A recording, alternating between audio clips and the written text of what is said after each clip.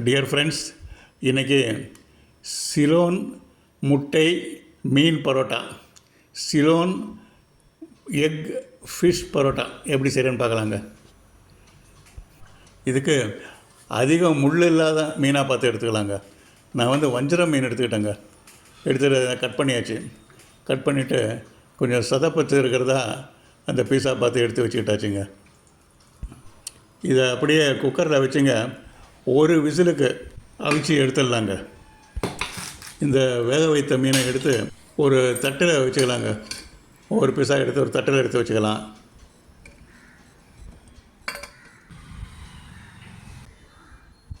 இப்போ இந்த வேக வைத்த துணிலேருந்துங்க அந்த முள்ளெல்லாம் கொஞ்சம் எல்லாத்தையும் ஜாக்கிரதையாக தூக்கி போட்டுடலாங்க. முள்ளெல்லாம் ரொம்ப ஜாக்கிரதையாக எல்லாத்தையும் கம்ப்ளீட்டாக ஃபுல்லாக எடுத்து வச்சிடலாம். முள்ளை படாமல் முள் இல்லாமல் வெறும் சதையை மாத்திரம் எடுத்து வச்சுக்கலாம்.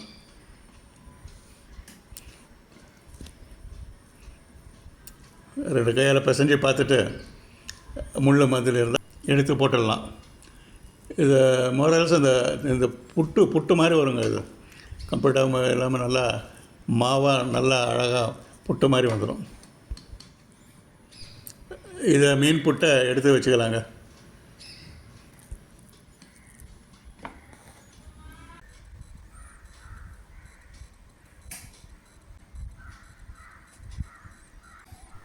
ஒரு பெரிய வெங்காயம் எடுத்து சின்ன சின்ன பீஸாக கட் பண்ணி வச்சுக்கலாங்க. பூண்டு ஒரு 4 பல் 5 பல் பூண்டு எடுத்து வச்சுக்கலாம். கொஞ்சம் இஞ்சி எடுத்து வச்சுக்கலாம். 2 பச்சை மிளகாய் எடுத்துக்கலாம். ஒரு கைப்பிடி புதினா, ஒரு கைப்பிடி கொத்தமல்லி எடுத்து பொடிசாக கட் பண்ணி வச்சுக்கலாம். ஒரு கிண்ணத்துலேங்க மைதா மாவு 2 கப்பு எடுத்து வச்சுக்கலாங்க. 2 கப் எடுத்து வச்சுட்டு எண்ணெய் ஒரு 3 ஸ்பூன் எண்ணெய் கலந்துக்கலாங்க. அதை அப்படியே பசைஞ்சு விட்டுடலாங்க. பசைஞ்சு மத்தியில் ஒரு சின்ன பள்ளம் எடுத்து அதில் கொஞ்சம் தண்ணீர் ஊற்றிக்கலாங்க. அதில் உப்பு ஒரு அரை ஸ்பூன் போட்டுக்கலாங்க. அப்புறம் சர்க்கரை ஒரு 3/4 ஸ்பூன் போட்டுக்கலாம். இது அப்படியே நல்லா பிசைஞ்சு நல்லா சப்பாத்தி மாவு அந்த அளவுக்கு பிசைஞ்சிக்கலாம். முதல்ல ஒரு 3 உருண்டை சப்பாத்தி பருத்து எடுத்து வச்சுக்கலாங்க. இது ஒரு ஈரத்துணி போட்டு மூடி வச்சிடலாங்க. இப்போ அடுத்ததுங்க அடுப்பில் ஒரு கடாய் ஒன்று வச்சுட்டுங்க. நல்லா சூடான ஒன்று 3 ஸ்பூன் வெண்ணெயை போட்டுக்கலாங்க. அதில் வெள்ளை நல்லா காஞ்சி உருகின உடனே அதில் நம்ம நறுக்கி வச்ச வெங்காயத்தெல்லாம் போட்டுக்கலாங்க. அதில் வெங்காயத்தை போட்டு வதக்கிக்கலாம். அப்படியே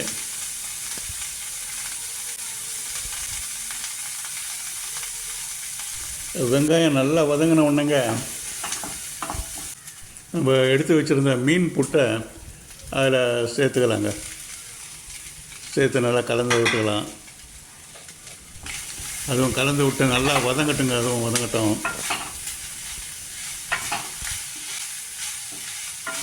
நல்லா வதங்கினப்புறங்க நம்ம பச்சை மிளகா 2 பச்சை மிளகா எடுத்து வந்து நல்லா சின்ன சின்ன பீஸாக கட் பண்ணி வச்சு அதையும் அதில் சேர்த்துக்கலாங்க.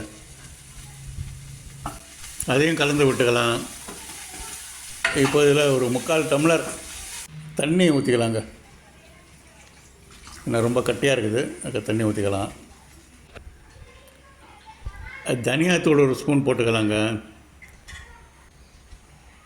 அடுத்து சீரகத்தூள் அது ஒரு ஸ்பூன் போட்டுக்கலாம். கரம் மசாலா தூள் ஒரு ஸ்பூன் போட்டுக்கலாங்க. இஞ்சி பூண்டு பேஸ்ட்டு ஒரு 3 ஸ்பூனுங்க. இன்னும் அரை டம்ளர் தண்ணி சேர்த்துக்கலாங்க. தண்ணி ஊற்றுறது நிறையாவும் தண்ணி ஊற்றக்கூடாதுங்க. ஏன்னா கொஞ்சம் கட்டியாக தான் இருக்கணும். அதனால் அப்படியே விட்டாலும் கொஞ்சம் அடி பிடிச்சிடும். அதனால் கொஞ்சம் கொஞ்சமாக தண்ணி ஆட் பண்ணி பக்குவமாக சேர்த்துக்கலாங்க. அப்புறம் உப்பு சேர்த்துக்கலாங்க. ஒரு 3/4 ஸ்பூன் உப்புங்க. எல்லாம் கலந்து விட்டுக்கலாம். இப்போது நம்ம எடுத்து வச்ச கட் பண்ணி வச்ச சின்ன சின்ன பீஸாக கட் பண்ணி வச்ச கொத்தமல்லி தழை, புதினா தழை அதையும் சேர்த்து அதையும் கலந்துக்கலாம்.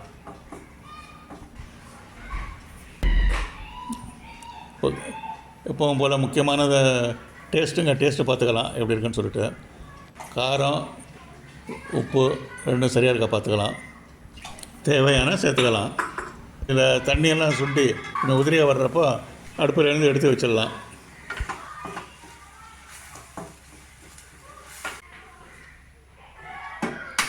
அடுத்து ஒரு கப் எடுத்துக்கிட்டுங்க, 3 முட்டை உடச்சி ஊற்றிக்கலாங்க. அதில் நல்லா கலந்து விட்டுக்கலாங்க.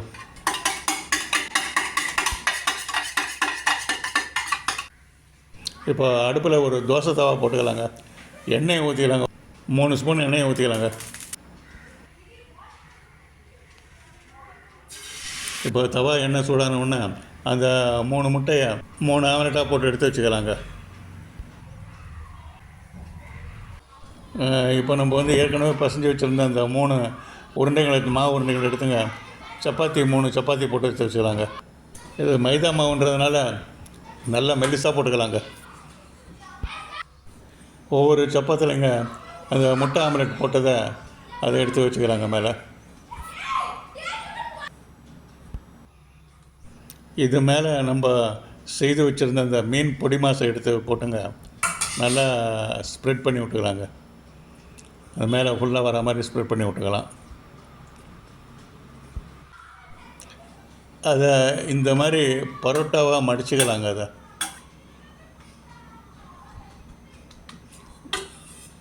உள் பக்கம் அந்த பரோட்டா ஷேப்பில் அதை மடித்து விட்டுக்கலாம்.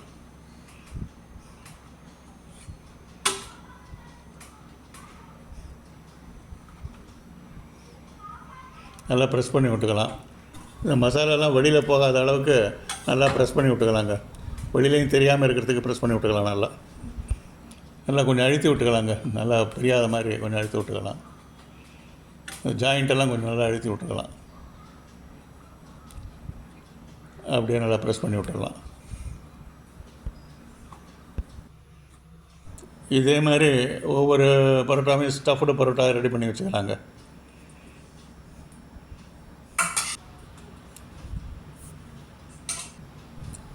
மடித்து விட்டு ஸ்டஃப்டு பரோட்டா ஷேப்பு கொண்டு வந்துடலாங்க.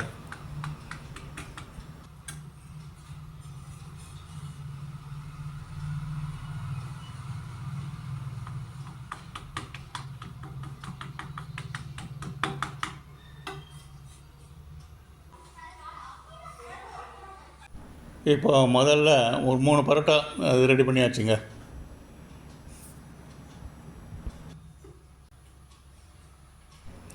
இப்போ தோசை தவாவை அடுப்பில் வச்சுட்டுங்க ஒரு 5 ஸ்பூன் எண்ணெய் ஊற்றிக்கலாங்க.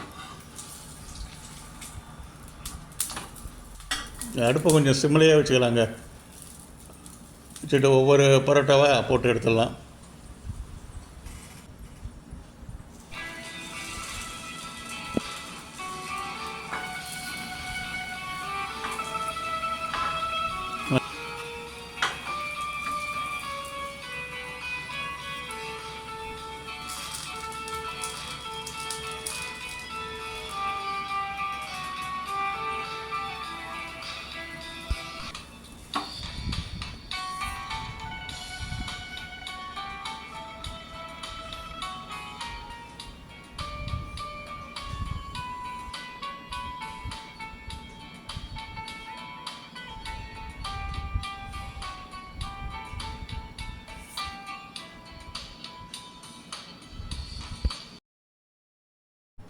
சிலோன் எக் ஃபிஷ் பொடிமாஸ் பரோட்டா சாப்பிட்டு பார்க்கலாங்க. நல்லா இருக்குது. டேஸ்ட் அருமையாக இருக்குது. Fine. Thank you very much friends for வாட்சிங். Thank you very much.